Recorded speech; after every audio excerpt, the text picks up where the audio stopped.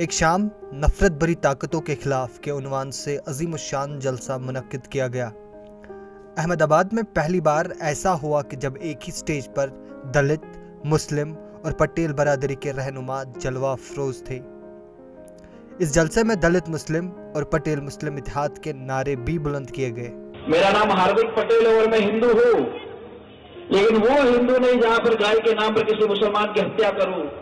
हम वो हिंदू है जहाँ पर हिंदू और मुसलमान मानवता, प्रेम और करुणता के साथ जीते हैं, आपस में रहते हैं। पिछले 3 साल से हम जिस लड़ाई को लेकर आगे निकले हैं, जिस लड़ाई को लेकर हम आगे बढ़े हैं, वहां पर सिर्फ एक ही सिद्धांत है कि हिंदू हो या मुसलमान, पटेल हो या दलित, पटेल हो या मालधारी, पटेल हो या ब्राह्मण, हम सबको साथ मिलकर इस राज्य और इस देश के नवनिर्माण के लिए लड़ना है। सबके विकास के मोदी जी के मॉडल में किसान और युवा वर्ग के लिए कोई जगह, दलित और गरीब तबकों के लिए कोई जगह नहीं। सरदार पटेल और बाबा साहब अम्बेडकर ये नहीं चाहते थे कि उनके पीछे पुतले लगे, ये चाहते थे कि अच्छी शिक्षा और रोजगार।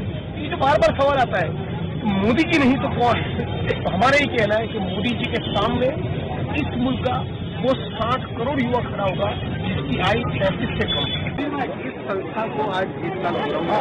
1 साल के अंदर आज हमने अहमदाबाद में, देश में, हमने यहाँ से लेकर के दिल्ली तक को काफी काम किए और लोगों की मांग थी कि जब अगर आपका 1 साल पूरा हो रहा है तो इसको बड़े जश्न के तौर पर मनाया। हमारी आवाज़ हमारा अधिकार नामी तंजीम के 1 बरस मुकम्मल होने पर अहमदाबाद के रखियाल इलाके में इस प्रोग्राम का एहतमाम किया गया, जिसमें दलित, मुस्लिम और पटेल बरादरी के रहनुमाओं ने मुल्क में जारी नफरत की सियासत के खिलाफ आवाज़ बुलंद की। ईटीवी भारत के लिए अहमदाबाद से रोशन आरा की रिपोर्ट।